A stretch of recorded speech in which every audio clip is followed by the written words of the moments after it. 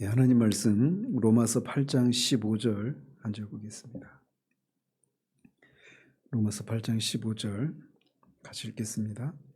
너희는 다시 무서워하는 종의 영을 받지 아니하고 양자의 영을 받았으므로 우리가 아빠 아버지라고 부르짖느니라.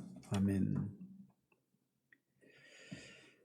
예, 지난주에는 무서워하는 종의 영과 관련해서 특별히 이제 어려서부터 기독교 가정과 기독교적인 환경에서 자라고 또 삶에 있어서도 크게 부도덕한 그런 삶을 살지 않았던 사람들, 이제 이런 사람, 소위 이제 모태신앙과 모태신앙 비슷한 이런 상황 가운데 살았던 사람들도 이렇게 무서워하는 종의 영, 이런 거를 반드시 경험을 해야 되느냐, 이런 질문에 대해서 살펴봤습니다. 왜냐하면 교회 안에서 이렇게 무서워하는 종의 영에 시달리고 또 그러다가 예수 그리스도를 믿어서 구원을 받았다라고 하는 데서 오는 그 구원의 감격을 이렇게 감격스럽게 누리는 사람들의 경우를 보면 대개 이교도적인 믿지 않는 그런 삶을 살다가 또 세상 가운데서 부도덕한 그런 삶을 살다가 그렇게 구원을 받은 사람들의 경우에 그런 사례들을 많이 보다 보니까 그런 것과 정반대에 있는 사람들은 나도 저런 것을 누리기 위해서는 나도 죄를 져야 되는가, 이런 생각을 하기도 하고, 또 나 같은 사람도 반드시 그렇게 부도덕하고 이교도적인 환경 가운데 있었던 사람들이 경험하는 이 무서워하는 종의 영을 반드시 나도 겪어야 되는가, 이런 질문을 할 수 있단 말이죠. 결론적으로 그런 사람이라 하더라도 여전히 무서워하는 종의 영을 반드시 겪게 되어 있다라는 것입니다. 왜냐하면 죄라고 하는 것을 깨닫는 것은 그가 어떤 환경 가운데 살았는가, 또 그가 얼마나 많이 죄를 지었는가, 여기에 달려있지 않아요. 그가 하나님을 아는가, 하나님과의 관계 속에서 자신이 이렇게 죄인이고 자신이 그 하나님의 심판을 받아 마땅한 죄인이라고 하는 것, 그리고 그 상태에서 스스로 벗어날 수 없다라고 느끼는 것은 그의 환경에 딸린 것이 아니라고 하는 것을 말씀을 드렸습니다. 그렇다고 해서 따라서 반드시 모든 사람들은 무서워하는 종의 영을 반드시 겪게 되어 있는데, 경험하게 되어 있는데, 그때 자신이 죄에 대해서 인식하는 정도, 하나님의 그 정죄의식을 느끼는 정도, 그리고 하나님 앞에 자신이 아무런 소용이 없는 무가치한 존재라고 하는 것을 느끼는 정도는 사람마다 다 다르다라고 말씀을 드렸습니다. 그래서 어느 정도는 이런 것이 어느 정도는 자신이 죄인이고 무가치하다라고 하는 것을 깨닫고, 또 스스로는 자신이 구원을 받을 수가 없고 구원을 이런 나를 위해서는 구원자가 필요하다라고 하는 것을 깨닫는 이런 것이 있어야 된다라고 하는 것을 말씀드리는 것이라는 겁니다. 그래서 이런 무서워하는 종의 영의 상태 가운데 느끼는 죄에 대한 그 죄를 깊이 깨닫고 이런 것은 사람마다 다르다. 그러나 분명히 그런 요소들은 분명히 있다라는 것입니다. 조심스럽긴 하지만 오히려 이렇게 자신이 무서워하는 영을 받았는지를 가지고 고민하는 사람은 오히려 그 사람은 하나님의 아들일 수가 있습니다. 왜냐하면 사탄에 의해서 기만당한 사람은, 그래서 거짓된 평강을 누리는 사람들은 아예 이런 고민 자체를 하지 않기 때문에 그렇습니다. 자, 계속해서 말씀을 이어가면 다시 한번 이렇게 말씀을 드리자면, 무서워하는 영은 양자의 영에 앞서는 것이기 때문에 만약에 우리가 이 무서워하는 영에 대해서 우리가 무엇인가를 안다면 우리는 그 사실로 인해서 우리가 양자 영을 소유한 하나님의 아들이라고 하는 것을 확신할 수가 있습니다. 왜냐하면 이 무서워하는 종의 영은 반드시 양자 영 앞에 오는 것이에요. 그래서 영국이 낳은 위대한 전도자인 조지 휘필드는 이렇게 말을 했습니다. 먼저 우리는 모세의 목소리를 들으며 율법의 목소리를 듣습니다. 시내산을 거치지 않고 시온산에 가려 해서는 안 됩니다. 시내산은 율법을 받은 산이고 시온산은 예루살렘 성전이 있는 산입니다. 그래서 시내산을 거치지 않고 시온산에 가려 해서는 안 됩니다. 그것은 곧바로 뚫린 길입니다. 나는 어떤 사람들이 말하기를 자신들이 언제 회심했는지 알지 못한다고 말하는 것을 알고 있습니다. 제가 믿기로 그런 사람들은 그리 흔하지 않습니다. 아니, 일반적으로 거의 언제나 하나님께서 다르게 처리하신다고 말할 수 있습니다. 어떤 경우에 있어서는 다른 사람들보다 주님께서 더 빨리 부르십니다. 그러나 그들은 하나님의 영광을, 즉 하나님이 부르심의 이런 과정이나 시기나 이런 것에 있어서는 차이가 있다는 거예요. 그러나 그들은 하나님의 영광을 보기 전에 먼저 율법의 소리를 들어야 합니다. 그러므로 여러분은 하나님에게 오라는 구원의 부르심을 받기 전에 율법의 소리를 들어야 합니다. 이게 그래서 제가 로마서 강의하면서도 계속 말씀드린 것처럼 청교도들의 설교의 방식은 항상 율법의 작용, 율법을 설교하는 것을 통해서 율법은 결국 율법을 대신 하나님의 성품을 계시하는 거거든요. 그 하나님 앞에서, 율법 앞에서 자신이 죄인이라고 하는 것을 깨닫게 하는, 그리고 자신이 그렇게 하나님의 심판 아래 있고 그 하나님의 심판에서 스스로 벗어날 수 없다라고 하는 자기 절망 가운데 먼저 처하게 한 후에 그런 다음에 그리스도를 바라보도록, 그리스도를 제시하는 이런 방식으로 설교가 항상 이루어졌다라고 하는 것입니다. 따라서 이 무서워하는 종의 영은 우리가 양자의 영을 받기 전에 반드시 경험하게 되는 것입니다. 그렇지만 무서워하는 종의 영을 경험하는 것은 그것이 궁극적인 목적지는 아닙니다. 그래서 사도는 너희가 다시 무서워하는 종의 영을 받지 아니하고 라고 말하고 있습니다. 한때는 이 무서워하는 종의 영을 받은 적이 있어요. 그러나 지금은 이것을 받지 않고 다른 영을 받았다라고 말을 하고 있는 겁니다.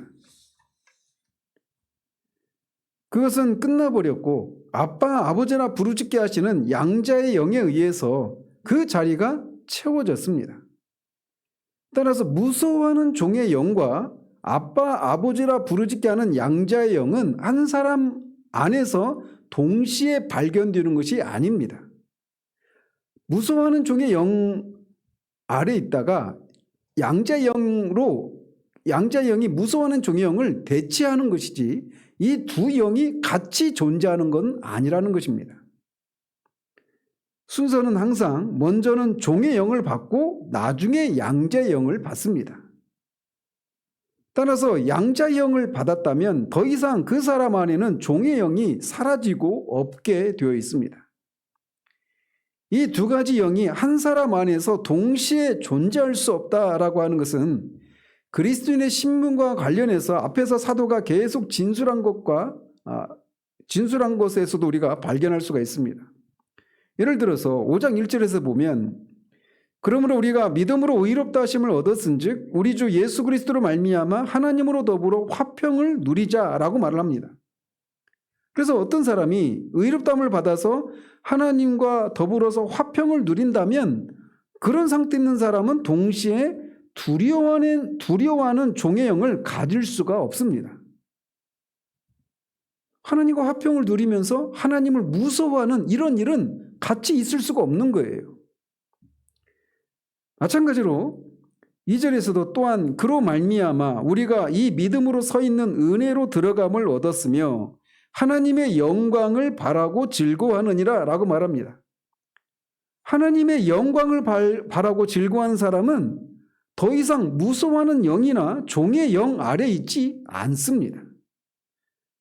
하나님의 영광을, 하나님의 공의로우심, 하나님의 자비로우심, 하나님의 사랑, 선하심, 하나님의 전지하심, 전능하심, 이런 하나님의 성품, 하나님의 그 영광을 즐거워하는 사람은 결코 그 하나님을 동시에 무서워하는, 그래서 그 하나님이 자신을 심판하실지도 모른다라고 하는 이 무서워하는 종의 영을 소유한 채 하나님의 영광을 즐거워하는, 이것은 있을 수가 없는 겁니다.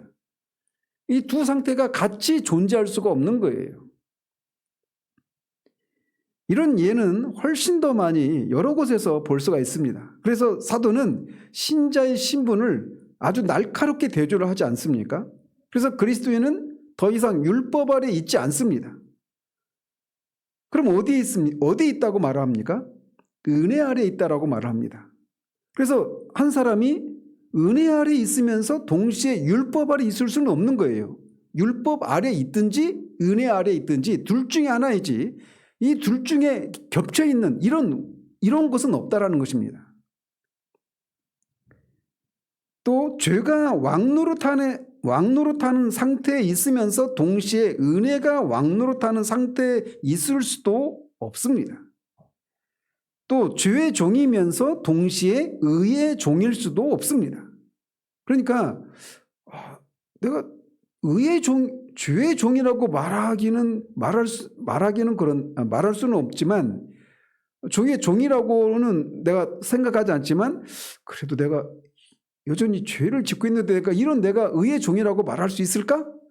인식은 그렇게 할 수 있을지 모르지만 실제적으로 그의 신분과 지위는 둘 중에 하나라는 것입니다. 겹쳐 있는 경우가 없어요.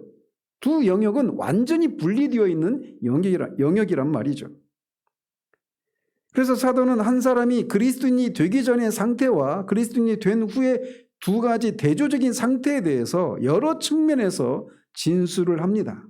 율법과 은혜를, 죄와 의를, 사망과 생명을 이런 식으로 아담 안에서와 그리스도 안에서 이렇게 죄가 왕노릇하는 것과 은혜가 왕노릇하는 것 이런 식으로 날카롭게 대조를 하면서 계속 강조하고 있는 게 뭐냐? 이 두 가지 대조적인 상태 가운데 동시에 존재할 수는 없다라고 하는 것을 말해주고 있는 거예요.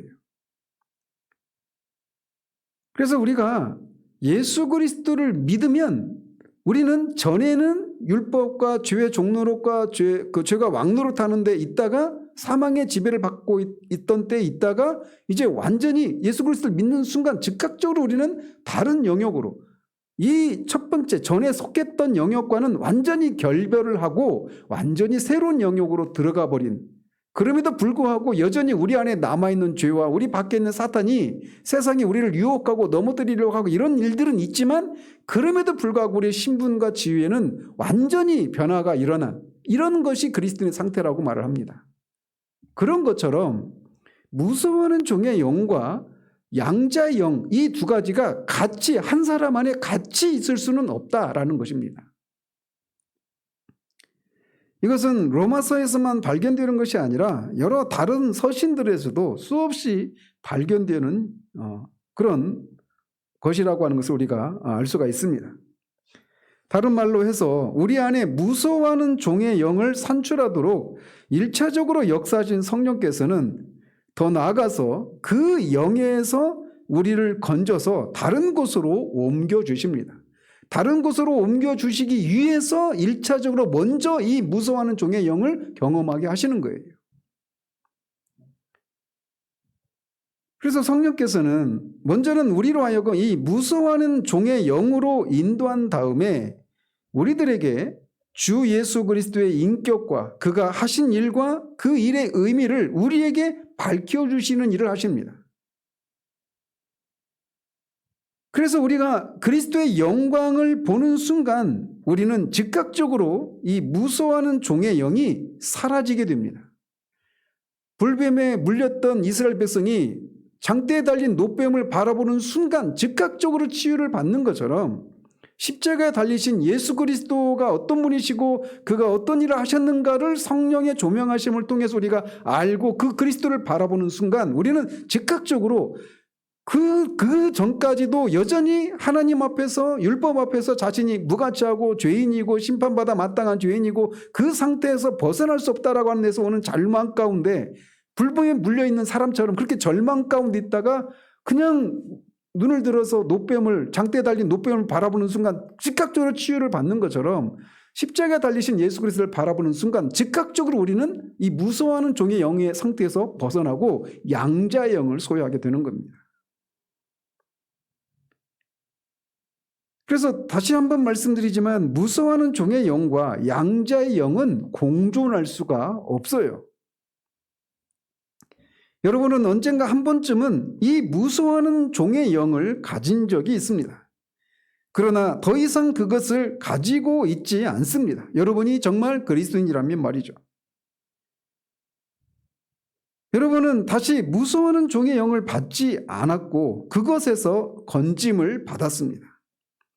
여러분은 더 이상 하나님을 여러분의 죄에 대해서 심판을 내리시는 분으로서 느끼는 데서 오는 두려움이 여러분들 가운데 존재하지 않게 돼요. 여러분이 정말 양자의 영을 소유한 정말 구원받은 그리스도인이라면 말이죠. 이거는 즉각적입니다. 제가 우리 그 게시판에도 우리 하연이 작년에 회심했던 이야기 이렇게 올려놓은 적 있지 않습니까? 이게 그냥 즉각적입니다. 그냥 내가 다음 주에 살피겠지만 양자의 영을 소유한다라고 하는 것도 그냥 예수 그리스도가 어떤 분이시고 그가 어떤 일을 하셨는가를 우리가 믿게 되는 순간 이게 즉각적으로 일어나요.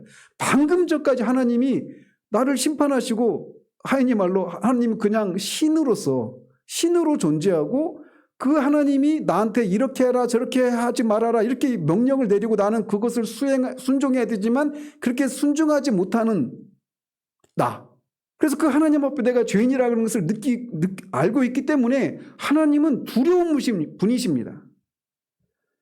그런데 예수 그리스도를 바라보는 순간 그리스도가 어떤 분이시고 그가 하신 일이 무엇인가를 알고 믿게 되는 순간 바라보게 되는 순간 즉각적으로 방금 전까지 그 무섭고 두려웠던 하나님 형벌을 내리실지도 모르는 그 하나님이 아버지가 되시는 거예요.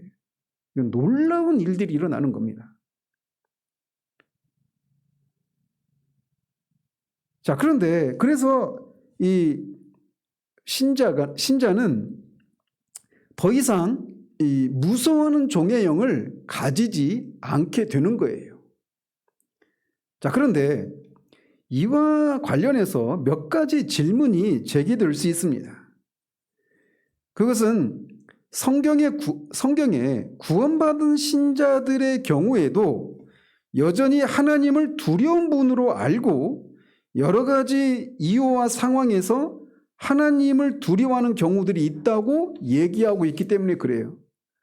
그래서 그런 성경에서 말하는 그런 두려움과 무서워하는 종의 영을 받았기 때문에 느끼는 두려움 사이에는 어떤 차이가 있는지 이거를 오늘 말씀드리려고 하는 겁니다. 자, 그래서 실제로 고린도서 5장 11절에 보면 우리는 주의 두려우심을 알므로 사람들을 권면하거니와 우리가 하나님 앞에 알려졌으니 또 너희의 양심에도 알려지기를 바라노라 라고 사도가 말을 합니다. 여기서도 하나님의 두려우심을 안다 이렇게 말을 하고 있어요. 또 유명한 구절이 있죠. 빌립보서 2장 12절에서도 그러므로 나의 사랑하는 자들아 너희가 나 있을 때뿐 아니라 더욱 지금 나 없을 때에도 항상 복종하여 어떻게 하라고 합니까? 두렵고 떨림으로 너희 구원을 이루라 이렇게 말합니다. 여기서도 두렵고 떨림에 대해서 얘기를 해요. 그런데 이런 구절뿐만 아니라 다른 구절도 많죠. 이런 얘기들이. 일테면 히브리서 12장 28절 29절에 그러므로 우리가 흔들리지 않는 나라를 받았은즉 은혜를 받자. 이로 말미암아 경건함과 두려움으로 하나님을 기쁘게 섬길지니 하나님은 소멸하는 불이심이라 라고 말을 합니다. 자, 이런 구절들 이외에도 제가 많은 구절들이 있지만 분명히 하나님을 두려운 분으로 또 두려움으로 하나님을 섬기라고 말을 하고 또 그 이유가 하나님은 소멸한 분이시니까 그렇게 두려움으로 섬기라고 말을 하고 두렵고 떨림으로 너희 구원을 이루라 이렇게 말을 하고 있단 말이에요. 자, 이런 진술들과 무서워하는 종의 영을 다시 받지 않는다라고 하는 것과 어떻게 조화를 이룰 수 있느냐라는 겁니다. 그리스도인들은 더 이상 다시 무서워하는 종의 영을 받지 않는다고 말을 하고 있는데 여전히 여러 구절들 속에서 하나님을 두려워한다, 하나님 두렵고 떨림으로 구원을 이룬다, 하나님을 두려움으로 섬겨라 이런 얘기를 하고 있단 말이에요. 그래서 이제 이런 질문들과 관련해서 우리가 생각할 필요가 있습니다. 실제로 이제 우리가 신앙생활 하다 보면 내가 분명히 구원받은 신자라고 알고 있는데도 불구하고 어느 순간 하나님이 두려운 분으로 여러 가지 상황을 인해서 내가 하나님 앞에 버림을 받고 또 이런 나를 하나님이 더 이상 사랑하지 않고 나를 어떤 벌을 내리실지도 모른다라는 두려움에 우리가 사로잡히는 경우들이 왕왕 있단 말이에요. 그래서 다시는 무서워하는 종의 영을 받지 않는다라고 말을 했는데 분명히 우리의 경험도 그렇고 성경에서도 구원받은 신자임에도 불구하고 여전히 두려움에 대한 얘기를 하고 있는 것, 이것을 어떻게 조화시킬 수 있느냐라는 겁니다. 자, 이 질문에 대해서 답을 하기 위해서 먼저 우리가 붙들어야 될 한 가지 원리가 있는데, 그건 뭐냐면 모든 성경은 성령의 영감으로 된 것이기 때문에 성경과 성경 사이에는 어떤 모순도 없다라고 하는 전제를 우리가 붙들고 있어야 됩니다. 그래서 성경은 성경으로 풀어야 돼요. 성경이 서로 모순되는 게 아니란 말이죠. 그래서 로마서에서는 믿음으로 우리가 의롭다함을 받는다 이렇게 말을 하는데, 야고보서에서는 믿음으로만이 아니라 행함으로 구원을 받는다 이렇게 말을 해서 언뜻 보면 로마서와 야고보서가 서로 충돌되는 것처럼 말을 하지만 그게 아니라는 겁니다. 그래서 그 두 가지 언뜻 보면 모순되어 보이는 이것을 어떻게 조화시킬 수 있는가, 이런 성경 해석상의 문제가 발생하는 것처럼 무서워하는 것, 무서워하는 종의 영을 가진 데서 오는 두려움과 그것과 다른 종류의 두려움 사이를 어떻게 조화를 시킬 수 있는가, 이것도 이제 우리가 성경 해석상의 문제가 발생하는데, 해석에 앞서 가장 먼저 붙들어야 될 원리가 바로 그런 거라는 거예요. 성경은 동일하신 성령께서 영감을 해서 인간 저자에 의해서 기록된 책이기 때문에 성경과 성경 사이에는 어떤 모순도 없다라는 전제를 먼저 우리가 붙들고 있어야 돼요. 그래서 성경은 성경으로 풀어야 되는데, 그래서 이것을 이제 먼저 전제를 하고 무서워하는 종의 영과 비슷한 다른 종류의 두려움과의 차이에 대해서 살펴보도록 합니다. 자, 그래서 첫 번째로 우리가 도출할 수 있는 원리는 뭐냐면, 무서워하는 종의 영과 하나님을 경외하는 것에서 따라 나오는 경건한 두려움 사이에는 본질적인 차이가 있다라고 하는 것을 주목해야 합니다. 하나님을 경외하는 것에서 따라 나오는 경건한 두려움은 무서워 떠는 두려움이 아닙니다. 그러나 무서워하는 종의 영 가운데 있는 두려움에는 무서워 떠는 무서움의 요소가 있어요. 무서워하는 종의 영을 소유했을 때는 하나님 앞에 내가 죄인이라는 사실들을 깨닫고 그 하나님이 나를 형벌을 내리실 것이다, 벌을 내리실 것이라고 하는 이런 공포가 있습니다. 그래서 여기에서 어떻게 벗어날 수 있을까? 이 상태예요. 그 천로역정에서 크리스천이 아직 등에 있는 그 죄짐이 십자가 앞에서 죄짐이 벗어지기 전에 있었던 그 상태의 두려움을 말하는 겁니다. 그래서 무서워하는 종의 영을 소유한 상태 가운데서는 하나님으로부터 벌을 받을 것에 대한 두려움이, 공포가 있습니다. 그러나 물론 말씀드린 것처럼 이것을 느끼는 인식의 정도는 사람마다 차이가 있지만 분명히 그런 요소가 있어요. 그럴 때는 하나님 사랑합니다, 하나님 나를 사랑한다, 이런 개념은 자리할 수가 없습니다. 하나님은 공포의 대상이에요. 다시 말씀드리지만 그 공포를 느끼는 정도는 사람마다 차이가 있지만 말이죠. 그래서 무서워하는 종의 영 가운데 있는 두려움에는 이런 무서워 떠는 무서움의 요소가 있어요. 그런데 성경은 그 어떤 곳에서도 신자가 하나님께 나아갈 때 이 공포스러운 두려움을 가지고 나가라고 권고하지 않습니다. 앞에서 언급해드린 히브리서 12장 28절에서 경건함과 두려움으로 하나님께 나아가야 한다 이렇게 말을 하고 있어요. 왜냐하면 그는 소멸하는 불이기 때문이다 이렇게 말을 합니다. 그런데 동일한 히브리서 기자가 4장 16절에서는 그 소멸하신 하나님이 앉아 계시는 보좌를 은혜의 보좌라고 말을 하면서 그 은혜의 보좌 앞에 담대히 나가라고 권면합니다. 그래서 12장 28절에서는 경건함과 두려움으로 나가라고 말을 하고 앞에 4장 16절에서는 담대함으로 나가라고 말을 해요. 이 두 가지를 어떻게 조화시킬 수 있느냐라는 겁니다. 그래서 언뜻 보면 서로 모순되는 것처럼 보이지 않습니까? 다시 말하면 믿음의 확신을 가지고 나가는 것과 경건함과 두려움을 동시에 가질 수 있느냐라는 것입니다. 그래서 이것에 대한 이런 질문에 대한 답은 언제나 우리가 하나님이 어떤 분임을 기억하라는 히브리서 기자의 권고를 깨달으면 답이 나옵니다. 다른 말로 말해서 여기서 히브리서 기자가 하나님이 소멸하시는 분이시기 때문에 우리가 막 그냥 경솔하게 하나님을 향해서 막 돌진하듯이 그렇게 나가지 말라고 말을 하고 있는 거예요. 우리는 하나님 앞에 결코 경솔하지 않아야 합니다. 우리는 하나님 앞에 나아갈 때마다 하나님께서 소멸하는 분임을 잊어서는 안 되고, 그렇기 때문에 언제나 경건함과 두려움으로 그분께 접근해야 합니다. 그러나 그렇다 해도 우리가 노예 상태에 빠져서 무서워 떨어야 한다라고 하는 것을 의미하는 것은 아닙니다. 사도 요한이 말했듯이 만약에 그렇게 한다면 우리가 사랑을 가지고 있지 않다라고 하는 것을 의미하는 거예요. 사랑에는 두려움이 없잖아요. 근데 우리가 하나님 앞에 이렇게 노예의 두려움, 벌을 내릴지도 모른다라고 하는 이런 두려움을 가지고 나간다라면 우리는 하나님을 향한 사랑이 없는 거예요. 그래서 이렇게 외견상으로 모순되어 보이는 것이 조화를 이룰 수 있는 것은 경외심과 두려움 사이의 차이 속에 있습니다. 그리스도인인 신자가 하나님을 두려워하는 것은 하나님을 불쾌하게 하지 않을까 하는 데서 오는 두려움입니다.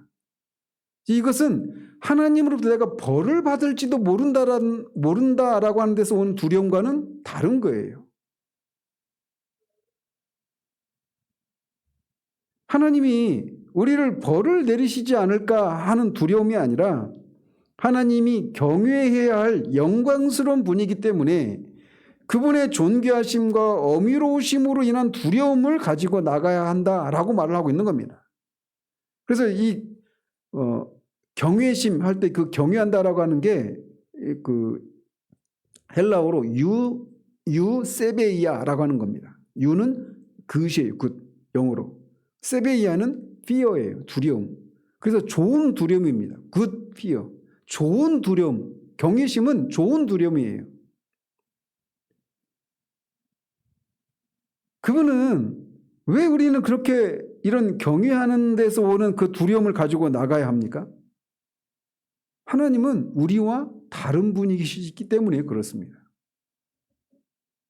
우리가 인간 세상 속에서도 우리와 신분이나 어떤 지위나 어떤 그가 가지고 있는 여러 가지 경력과 이런 차이가 있는 사람 앞에 나갈 때도 우리가 옷깃을 여미고 존경하는 마음과 어떤 두려운 마음으로 나가지 않습니까? 근데 그게 그 사람이 나를 막 어떤 형벌을 내리고 내 재산을 빼앗고 내 몸을 막 구속하지 않을까 이런 두려움에서 나오는 두려움과는 다른 존경의 마음으로 그렇게 두려워하는 것처럼 하나님은 그것을 무한대로 확대해도 그 우리와 하나님 사이에 있는 그 존재의 격차는 그 어떤 것과 비견될 수 없는 그런 차이가 있는 분이란 말이에요.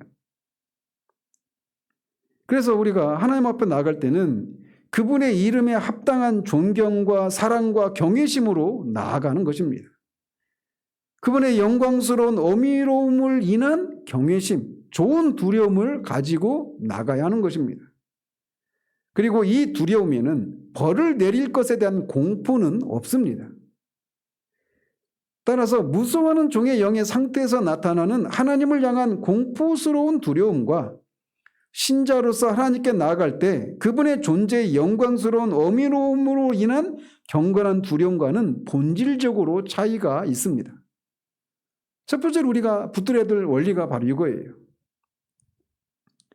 그러나 안타깝게도 오늘날은 이런 경외심이 사라진 듯 보입니다. 무서워하는 종의 영이 아닌 담대함으로 하나님의 보좌 앞에 나아가야 한다는 것을 강조하다가 하나님을 향한 경외심이 없이 그저 하나님은 마음씨 좋은 이웃집 할아버지와 같은 그런 분으로 그렇게 보인단 말이죠. 하나님과의 친밀함을 지나치게 강조함으로써 이런 현상이 나타납니다. 또 이와는 정반대로 어떤 사람들은 두려움을 너무나 강조한 나머지 경건한 두려움이 아니라 무서워하는 종의 영이 되게 하는 경우도 있습니다. 따라서 이런 양극단을 피하기 위해서 우리는 하나님이 어떤 분이신지를 늘 잊지 말면서 동시에 우리가 그리스도로 말미암아 이 하나님과 어떤 관계를 맺게 되었는지를 기억해야 됩니다. 그래서 하나님은 그리스도로 말미암아 우리의 아버지가 되셨다라고 하는 이 양자형을 소유한 데서 오는 그 하나님을 향한 친밀함, 담대함 이런 것과 함께 동시에 그럼에도 불구하고 그분은 우리와 존재의 격차가 있는 그 영광스러운 어미 가운데 있으신 그런 분이라고 하는 데서 오는 경외심, 이것을 같이 가진 채 나가야 한다는 거예요. 이것이 신자 안에 있는 인간의 이성으로는 잘 조화가 되지 않는 어떤 이 경외심과 또 동시에 친밀함, 이게 경건한 두려움과 친밀함 이 두 가지 요소가 정상적인 하나님과의 정상적인 관계를 누리는 신자 안에는 반드시 나타나야 하는 그런 요소인 거예요. 그래서 우리가 기도 가운데든 뭐 찬양을 할 때든 예배를 드릴 때든 성경을 우리 읽기 전에도 그렇고 우리가 항상 그런 것이 우리에게 요구되는 겁니다.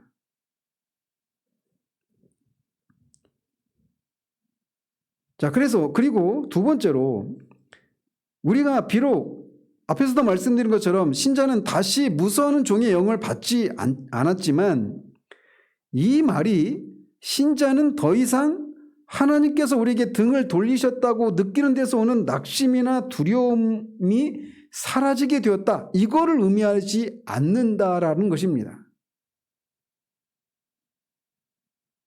그리스도인이 무서워하는 종의 영에서 건짐을 받았다라고 하는 것은 그가 결코 다시는 어떤 낙담과 낙심을 맛보지 않을 것이라고 하는 것을 의미하지 않아요.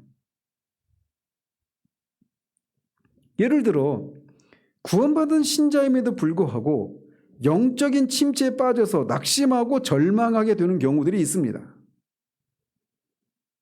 이번 주 오후 예배 때도 언급했듯이 우리가 구원의 확신을 누리지 못하는 이유 장애 요소들이 많이 있다고 그랬잖아요.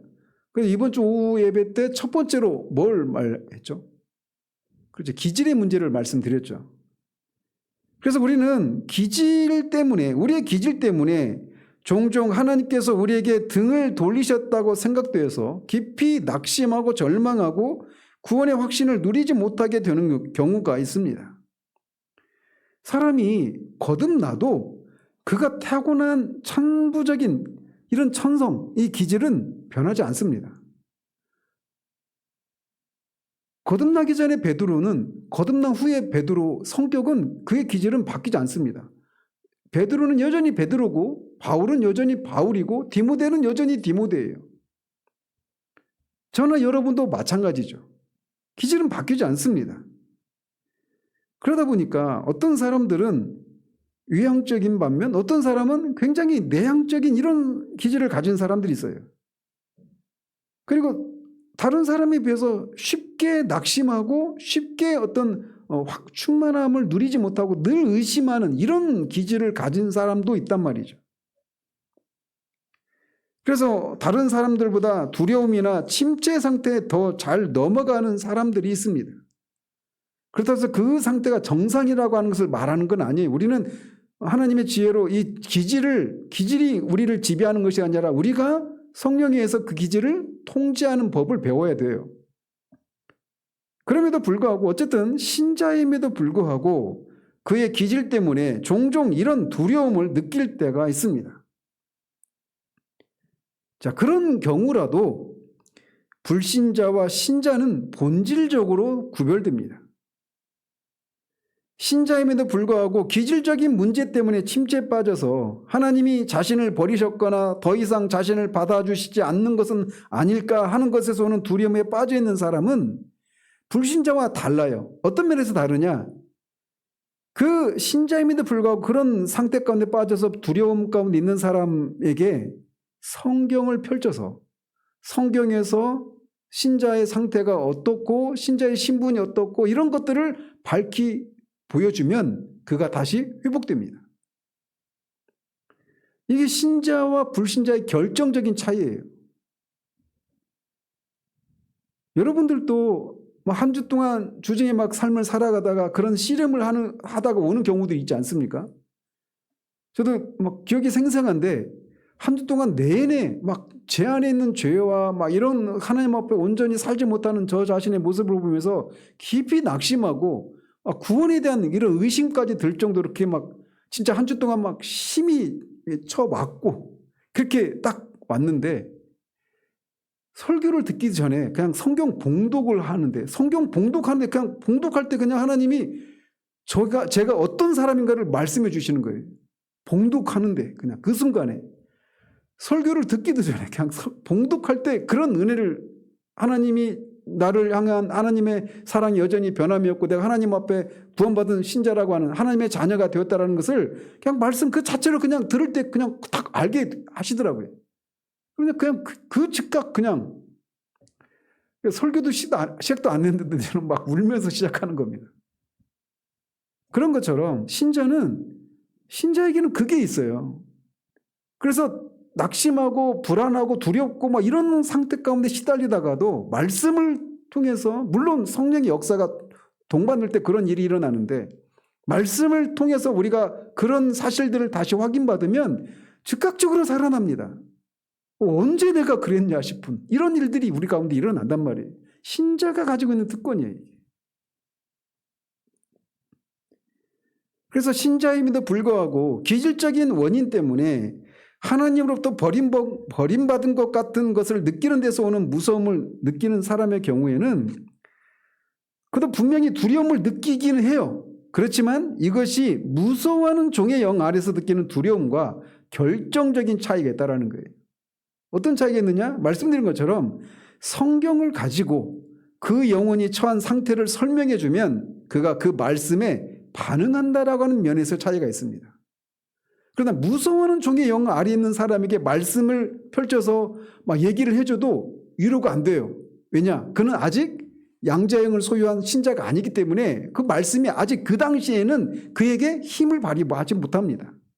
그러나 이 무서워하는 종의 영을 한때는 가졌지만 이제는 예수 그리스도를 믿어서 양자영을 소유한 신자가 이런 어떤 두려움을 느낄 때, 그때는 말씀을 풀어주면 그가 즉각적으로 반응을 해요. 그래서 이 기질 때문에 신자가 이런 두려움을 느낄 수 있어요. 그러나 그 두려움은 무서워하는 종의 영 가운데서 느끼는 두려움과는 다르다라는 겁니다. 또 때때로 그리스도인은 자기들이 죄에 빠졌기 때문에 자신들의 영혼의 상태에 대해서 불안해하고 두려움을 느끼기도 합니다. 그러나 이런 경우라도 그가 아무리 심각한 죄를 지었다 하더라도 그가 다시 무서워하는 종의 영의 상태로 빠져들어가는 것은 아니라고 하는 것을 기억해야 됩니다. 무서워하는 종의 영의 상태에서 느끼는 두려움은 율법 아래에서 느끼는 두려움입니다. 그래서 하나님의 진노를 받게 되었다라고 하는 것을 느끼는 데서 오는 두려움이에요. 그렇지만 신자가 죄를 짓고 나서 느끼는 두려움은 하나님의 진노에 대한 두려움이 아니라 하나님의 마음을 아프게 해드린 것에서 오는 슬픔에서 생겨난 두려움입니다. 이 둘 사이에는 엄청난 차이가 있습니다. 신자가 아무리 심각하게 죄를 지었다 할지라도 그는 다시 율법 아래로 돌아가지 않습니다. 한때는 율법 아래 있었지만 이제는 우리가 그리스도와 연합을 통해서 은혜 아래 있어요. 그리고 이것은 은혜 아래 있는 우리의 신분이 그 무엇으로도 다시 율법 아래로 돌아가는 일은 없단 말이에요. 마찬가지로 율법 아래에서 느끼는 두려움, 이게 무서워하는 종의 영 아래에서 느끼는 두려움이에요. 근데 신자는 은혜 아래 있는 사람이란 말이에요. 그래서 은혜 아래 있는 신자가 죄를 지어도 그 죄를 지어도 그가 다시 율법 아래 들어가서 율법 아래서 하나님의 진노를 받을 것에 대한 두려움, 이런 상태로 다시는 돌아가지 않는단 말이에요. 그 대신 그는 자기가 죄를 지은 것이 하나님의 거룩하시고 순결한 사랑을 거역한 죄라고 하는 것을 인식합니다. 그래서 그는 비록 죄를 지었지만 궁극적인 의미에서의 정죄의식을 갖지 않아요. 예수 그리스도 안에 있는 자에게는 결코 정죄함이 없다고 하지 않았습니까? 정죄함이 없을 뿐만 아니라 그때 구원받기 전에 느꼈던 그 정죄감도 느끼지 않습니다. 신자는 그게 없어요. 그는 여전히 자기가 정죄 아래 있지 않다고 하는 사실을 압니다. 그래서 전적인 절망감에 빠져들지도 않습니다. 죄에 빠지고 실족한 은혜를 배반한 그리스도인의 이 느낌은 스스로를 용서하기가 극히 어렵다라고 하는 것을 알게 되는 것입니다. 그러나 그는 하나님께서는 자기를 용서하심을 압니다. 이게 우리가 죄를 지으면 오히려 어떤 경우에는 신자가 하나님이 이런 나를 용서하신다라고 하는 것을 그런 것을 믿는 것보다 그 하나님이 나의 죄를 용서해 주신다를 믿는 것보다 스스로가 자신을 용서하는데 더 어려움을 느끼는 경우들이 있어요.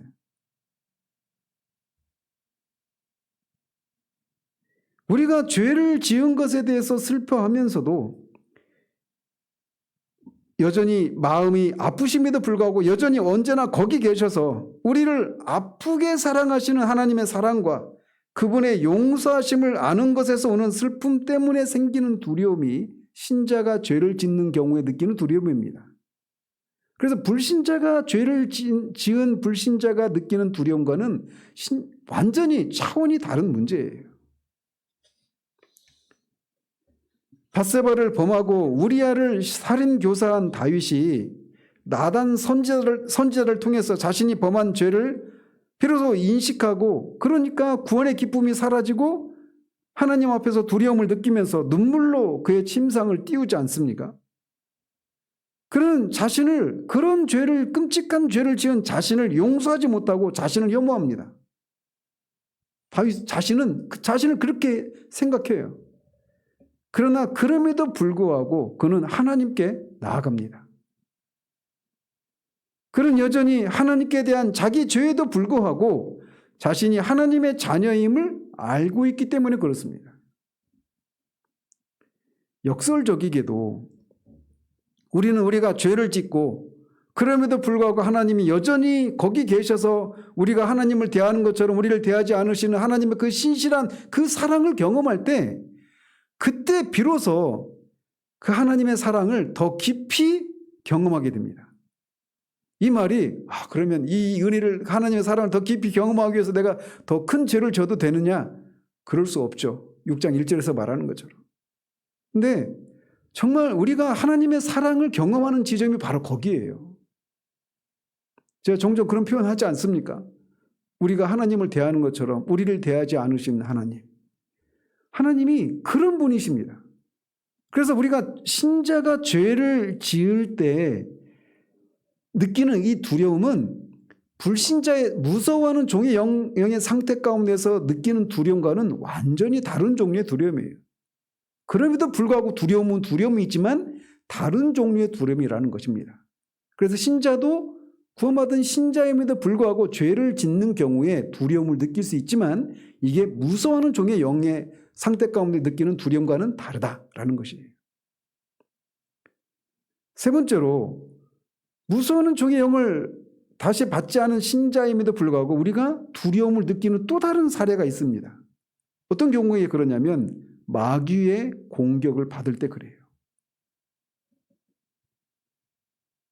사탄은 우리의 구원을 빼앗아 갈 수는 없지만 우리로 하여금 하나님과의 관계를 의심하게 해서 우리가 하나님께 버림받은 것 같은 생각을 불러일으켜서 우리로 하여금 두려움을 느끼게 합니다. 이런 일은 그리스도인의 삶에 있어서 종종 일어납니다. 그러나 사탄이 우리로 하여금 두려움을 갖게 만드는 것과 성령께서 무서워하게 하는 것과는 차이가 있습니다. 사탄은 모방의 천재입니다. 그래서 하나님께서 하시는 일을 그도 비슷하게 할 수 있어요.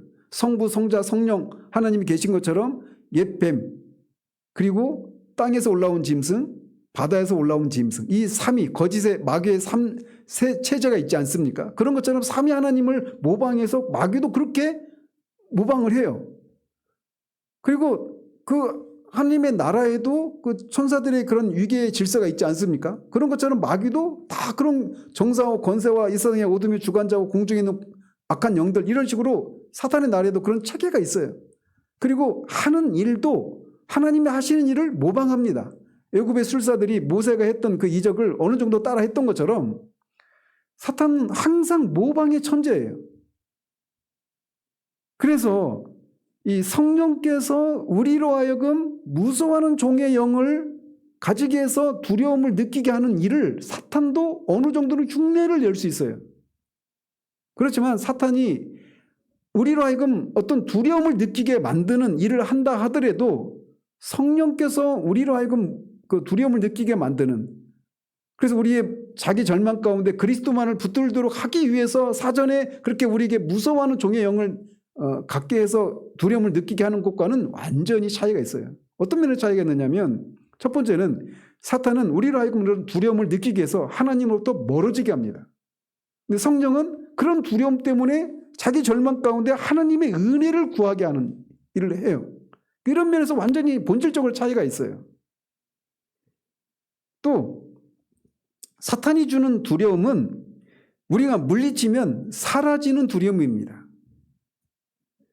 사도 베드로는 근신하라 깨어라 너희 대적 마귀가 우는 사자같이 두루 다니며 삼킬 자를 찾나니 너희는 믿음을 굳게 하여 그를 대적하라 라고 말을 합니다.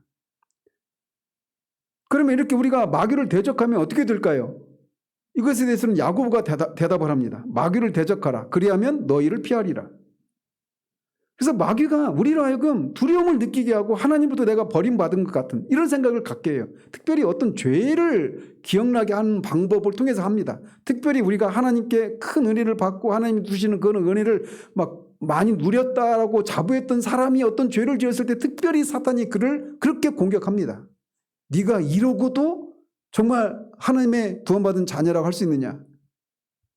사역자들이 그런 어떤 성적인 죄를 짓고 막 그러면은 이런 공격을 받습니다. 그렇지 않겠습니까? 사람들한테 많은 영향을 끼친 사람일수록 그런 공격을 더 심하게 받겠죠. 근데 그때 정말 그런 사탄이 그렇게 하나님으로부터 우리가 네가 그렇게 큰 은혜를 받았다고 자부했던 네가 이런 끔찍한 죄를 짓고도 네가 정말 구원받은 사람이 맞냐라고 하면서 하나님께 버림받은 것 같은 그런 생각을 불러일으킬 때 그가 정말 구원받은 사람이면 마귀를 말씀으로 대적하면 마귀가 물러납니다. 그러나 성령께서 무서워하는 불러일으키는 그 무서워하는 종의 영으로 말미암은 이 두려움은 말씀으로 쫓아도 안 사라집니다.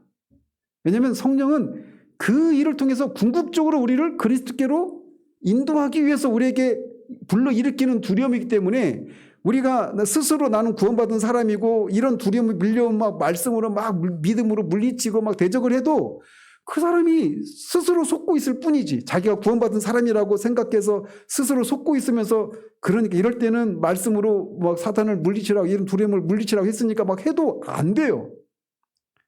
왜냐하면 성령은 그 사람을 그렇게 무서워하는 종의 영을 불러일으켜서 결국은 그로 하여금 자기가 속고 있는 것들을 보게 하고 자기가 붙들고 있었던 이런 모든 내가 구원받았다고 생각하는 그 모든 것들을 다 무너뜨려버리고 전적으로 그리스도가 아니면 하나님의 은혜가 아니면 내가 구원받을 수 없다라고 하는 것을 알도록 하기 위해서 불러일으킨 두려움이기 때문에 이런 상태 가운데 있는 그 사람이 말씀을 가지고 막 사탄을 대적하듯이 막 물러가라고 외쳐도 그 두려움이 안 사라져요.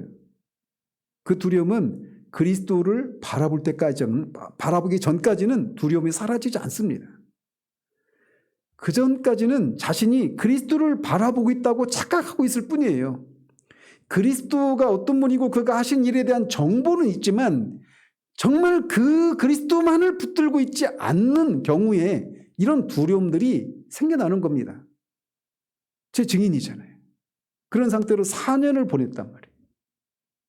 그래서 사탄이 불러일으키는 두려움은 말씀을 가지고 대적하면 사라집니다.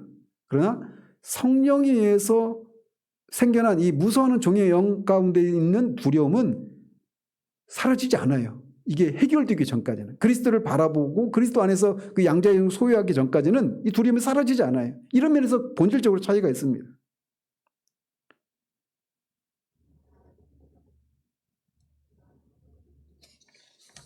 또 다른 경우에 하나님께서 우리를 버리셨다고 느낄 때가 있습니다.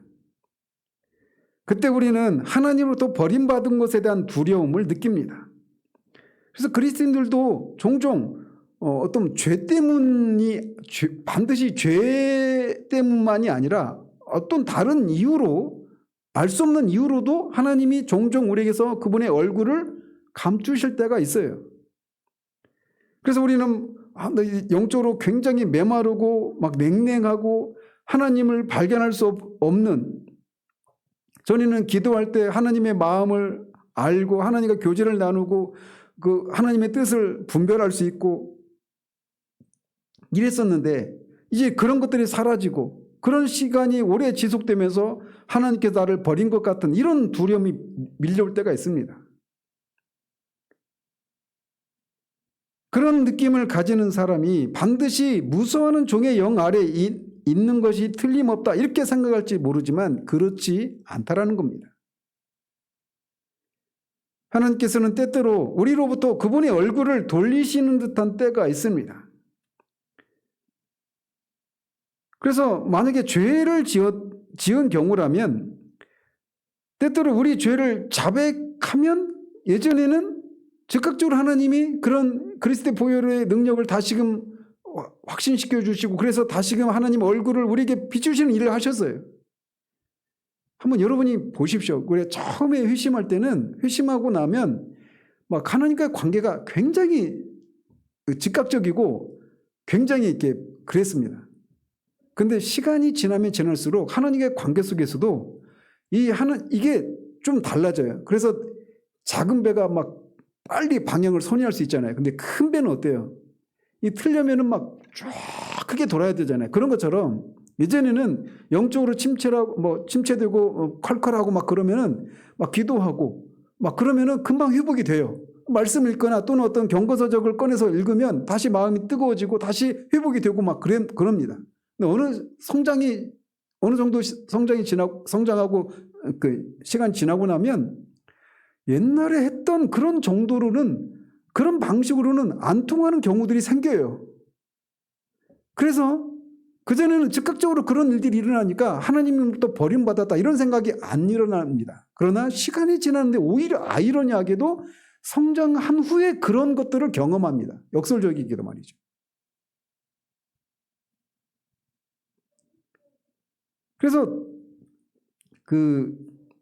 그래서 전에는 그렇게 죄를 자백하면 다시 그렇게 좋은 상태로 즉각적으로 들어가곤 했는데 그렇지 않는다라고 하는 것을 발견하는 때가 있습니다. 말하자면 하나님께서는 잠시 동안 회개 상태에 머물게 하고 자기 얼굴을 여러분들로부터 우리들로부터 돌리신 것처럼 보이게 하십니다. 여러 가지 이유로 그렇게 하셔요. 근데 이런 상황이 하나님이 우리를 징계하시는 그런 상황 가운데서 그렇게 하실 수 있어요. 하나님 우리를 다루시는 가장 일반적인 방식이 뭐냐면 우리로부터 하나님의 얼굴을 감추시는 거예요. 예배를 드려도 은혜가 없고 기도해도 말씀을 읽어도 경건서적을 읽어도 또 막 그런 사람들과 교제를 해도 예전과 다른 예전에 있었던 그런 은혜 이런 게 없게 되는 때가 있어요. 그래서 하나님의 얼굴을 감추시는 거 이게 그것을 통해서 하나님 우리를 다루시는 겁니다. 그 신앙의 유체는 하나님과의 관계를 누림이거든요. 이 하나님과의 관계를 누림이라고 하는 것을 통해서 우리를 다루시고 빚으시는 거예요. 때때로 우리는 욥에 나오는 이 불쌍한 욥같이 버림을 받은 것처럼 느낄 때가 있습니다. 때로는 그런 상태에 빠져 있을 때 그게 종의 영이 아니냐 이렇게 생각할 수 있어요. 그러나 그렇지 않습니다.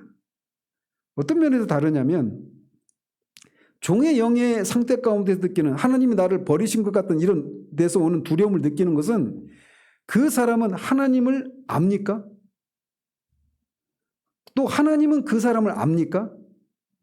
아니죠. 그러니까 하나님은 어떤 그 인격적인 관계를 맺는 측면에서 하나님을 아는 게 아니잖아요. 하나님도 그 사람을 몰라요. 그래서 자신의 그 처지를 어떻게 해야 되는지도 모릅니다. 근데 욥은 하나님을 알죠. 하나님도 욥을 압니다. 그래서 욥이 그렇게 하나님이 자신에게서 하나님의 얼굴을 감추시는 이런 시간들이 고통스러운 시간을 보낼 때 그가 내가 어찌하면 하나님을 발견하고 그의 처소에 나아가랴 이렇게 막 탄식을 합니다. 마찬가지로 버림을 받은 것 같은 그리스도인은 내가 어찌하면 하나님을 발견할까 이렇게 울부짖어요. 하나님의 얼굴을 감추실 때 말이죠. 그는 하나님께서 어딘가 계시다라고 하는 것을 알고 있습니다. 그는 마치 자기 부모에게 불순종하면서 부모와 정상적인 행복한 관계를 바라는 어린아이와 같은 그런 상태 가운데 있다. 이렇게 말할 수가 있어요. 그런데 그 어린아이를 고쳐주기 위해서 부모가 어린아이를 쳐다보지 않는 경우가 있지 않습니까? 그런 것처럼 하나님이 우리를 그렇게 하시는 경우가 있단 말이에요. 그런데 그래서 자기가 버림을 받은 것을 아는 그리스도인은 그래서 절망에 겨워서 부르짖지 않습니다. 내가 이런 상태에서 어떻게 벗어날 수 있는지를 누구에게 물어야 되는지 누구로부터 도움을 받아야 되는지 모른 채 울부짖지 않아요. 그는 하나님을 향해서 울부짖고 있는 겁니다. 근데 무서워하는 종의 영 아래에 있는 사람은 그렇지 못해요. 그렇게 하나님께 버림을 받고 있다라고 하는 것을 느끼고 있는 사람은 그럼에도 불구하고 모든 것이 궁극적으로는 여전히 잘 되고 있는 상태임을 압니다. 그러나 그 순간에는 웃을 수가 없는 거죠. 그래서 그는 하나님께서 다시금 자신에게 돌아오시기를 위해서 울부짖습니다. 우리는 아가서에서도 이런 장면을 봅니다. 5장에서 보면 그 술람미 여인이 잠자리에 들었단 말이에요. 밤이 깊은 그런 시간에 잠자리에 들어서 이제 누워 있는데 갑자기 그 솔로몬 왕이 찾아오잖아요. 문을 열어달라고 하는데 막 잠에 막 들려고 하니까 귀찮고 하니까 잠시 머뭇거렸는데 그 사이에 가버리잖아요. 그래서 마음을 새롭게 먹고 문을 열려고 하니까 이미 나가버렸어요. 떠나버렸어요. 그러니까 갔네 어쩔 수 없이 하고 자는 게 아니죠. 그 밤에 일어나서 성중을 돌아다니면서 내가 사랑하는 여자가 어디 있는지 막 묻고 그 순례자들에게 그 순찰자들에게 또 여인들에게 막 그 사람 내 여인을 만나면 좀 내가 찾고 있다고 말해달라. 발견하면 좀 나한테 알려달라. 이렇게 하지 않습니까? 그래서 그 순간에는 그 사랑하는 연인으로부터 버림을 받고 있는 상황이어서 그것 때문에 고통을 받고 있는 상황이지만 그럼에도 불구하고 그 연인이 나를 사랑한다는 것을 알고 자신도 그 연인을 사랑한다라고 하는 것을 알고 있어요. 이 신자가 하나님으로부터 버림을 받은 것 같은 그런 상황 가운데 느끼는 이 두려움도 마치 같은 것이라는 겁니다. 하나님을 모르는 신을 향해서 신으로부터 버림받았다 이런 생각을 하지 않아요. 알고 있는 하나님, 나를 사랑하시는 하나님. 그런데 그분이 지금 나한테 얼굴을 감추고 있는 데서 오는 두려움, 이게 신자가 느끼는 두려움이에요. 이것은 무서워하는 종의 영 가운데 있는 두려움과는 차원이 본질적으로 다른 두려움인 것입니다. 버림을 받았다고 느끼는 사람이 부르짖는 부르짖음은 어둠 속에 사는 부르짖음이 아닙니다. 버림을 받았다고 느끼는 사람은 그가 알고 있는 사람을 그리고 그 사람을 알고 있는 사람을 찾고 있는 겁니다. 그러나 금방 그를 찾지는 못합니다. 마찬가지로 하나님께 버림을 받은 것 같은 상황에서 느끼는 두려움 가운데 있는 사람은 이미 하나님을 알고 하나님도 그를 알고 둘 사이에는 관계가 있습니다. 따라서 그것은 무서워하는 종의 영이 아닌 거예요. 어느 의미에서 그것은 정반대입니다. 우리가 이런저런 것으로 인해서 우리가 마음을 상하게 해드렸던 사랑하는 자와의 교제를 갈망하는 거예요. 거기에서 오는 두려움인 겁니다. 그래서 제가 그런 말씀, 시편 강요에서도 말씀드렸잖아요. 신앙은 하나님을 찾는 자의 탄식과 하나님을 찾은 자의 탄성, 이게 신자의 삶의 요체예요.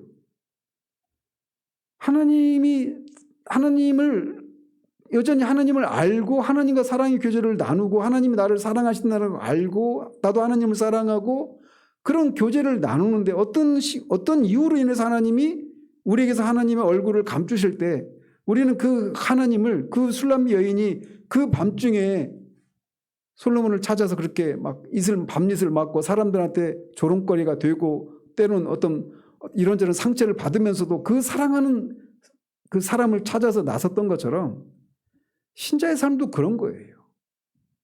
그저 내가 예수를 믿고 구원받은 다음에 기독교인의 삶 몇 가지 그런 그 신앙의 그런 모습, 경건의 모습들을 갖추고 그냥 그런 걸 반복해서 살아가는 것이 예수를 믿는 것의 전부가 아닙니다. 그런 걸 하고 있어도 그가 정말 거듭나서 하나님과 이런 교제를 나누는 것, 그리고 그 교제를 나누는 가운데서 하나님이 어떤 이유로 하나님의 얼굴을 감추시는 경우들이 있단 말이에요. 그리고 그것을 통해서 우리를 다루신단 말이에요. 그래서 필연적으로 이게 있습니다. 신자의 삶 가운데는. 하나님이 우리에게서 얼굴을 감추신 것 같은, 그래서 하나님으로부터 버림을 받은 것 같은 데서 오는 영혼의 외로움과 두려움을 느끼는 게 무엇인가를 아는 것이 정상적인 그리스도인의 상태예요. 물론 그것이 항상 그런 상태만을, 그게 최종적인 상태는 아니지만 말이죠. 그것을 통해서 하나님을 찾게 하는 거예요. 그래서 신앙은 하나님을 찾는 자의 탄식, 그리고 하나님을 그렇게 막 찾았다가 하나님이 다시 만나 주신 데서 오는 그 하나님을 찾은 자의 탄성, 이 탄식과 탄성이 같이 어우러져 있는 것이 신자의 삶인 겁니다. 그래서 이렇게 이 하나님과의 잃어버린 그 관계를 누리고자 하는 데서 오는 갈망, 그리고 그렇지 못한 데서 오는 두려움은 무서워하는 종의 영 가운데서 느끼는 두려움과는 완전히 본질적으로 다른 겁니다. 무서워하는 종의 영 가운데 느끼는 두려움은 하나님을 찾을 수가 없어요. 하나님께 가까이 가면 갈수록 더욱더 자신이 죄인이고 하나님의 심판을 받아 마땅하다는 것을 아는데 어떻게 하나님 앞에 더 가까이 갈 수 있고 그 하나님을 사랑할 수 있고 어떻게 그 하나님을 찾을 수 있겠습니까? 그러나 신자는 그렇지 않습니다. 신자는 하나님을 찾아요. 그리고 심지어 내가 정말 이렇게 하나님 앞에 나아가기 부끄러운 그런 죄와 이런 불순종과 이런 여러 가지 하나님 앞에 그런 것들이 있음에도 불구하고 그럼에도 불구하고 하나님을 찾습니다. 이게 우리 시대는 이런 신앙을 살아가는 사람들이 정말 저는 희귀한 시대라고 생각을 해요. 많은 일들을 하고 어떤 것을 이루고 많은 지식을 쌓고 이런 사람들은 있을지 몰라도 하나님을 찾고 그 하나님과 그런 사랑의 교제를 나누고 그렇지 못한 데서 오는 그 영혼의 그 외로움과 탄식과 갈망, 이런 울부짖음 이런 것들이 무엇인지를 모르는, 우리가 정말 심각한 그런 신앙이 굉장히 그 후퇴한 모습 중에 하나가 바로 이런 부분이라고 할 수가 있어요. 근데 어쨌든 감사한 것은 그리스도인은 다시 무서워하는 종의 영을 받지 않았다는 겁니다. 그리스도인은 무서워하는 종의 영에서 단번에 구원을 받은 사람이에요. 그래서 하나님을 아빠, 아버지라 부르짖는 사람입니다. 아빠, 아버지라 부르짖는다라고 하는 게 뭘 의미할까요? 이거는 이제 다음 주부터 몇 번에 걸쳐서 한번 살펴보도록 하겠습니다. 기도하겠습니다.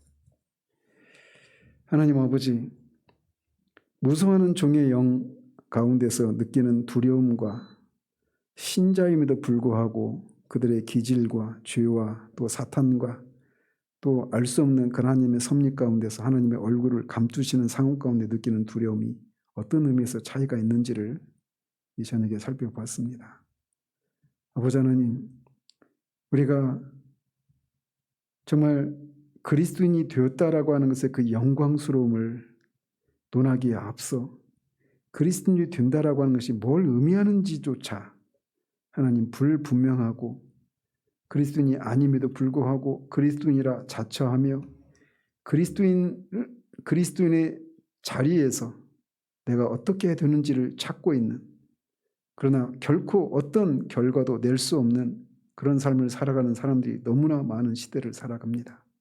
말씀을 통해서 정말 그리스도인, 구원받은 그리스도인은 반드시 무수하는 종의 영을 한 번은 받았었던 사람이지만 지금은 그렇지 않은 사람, 이런 사람이 그리스도인이라고 하는 것을 우리가 분명히 알고 이 기준에 의해서 우리 자신을 돌아보는 우리들 되기를 원합니다.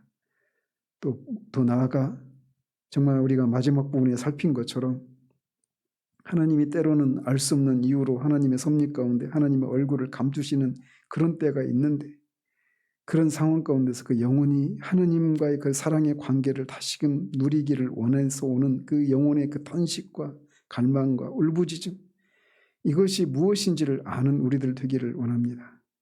우리 시대의 울부짖음은 온통 하나님이 왜 나를 이런저런 어려움 가운데서 건지지 않는지, 이런 상황 가운데서 나를 도우시지 않는지, 온통 하나님의 능력이 나에게 행하지 않는 것에서 오는 울부짖음은 있을지언정 하나님과 그 사랑의 교제를 온전히 누리지 못하는 데서 오는 그 울부짖음과 탄식과 갈망은 너무나도 거리가 먼 그런 삶의 모습을 사는 경우들이 너무나 많습니다. 그러니 이 가난한 시대에 우리라도 하나님 정말 성경을 통해서 우리에게 주시는 이 영광스러움을, 이 본질적인 삶을 살아내는 우리들 되기를 소원합니다. 예수 그리스도 이름으로 기도합니다. 아멘.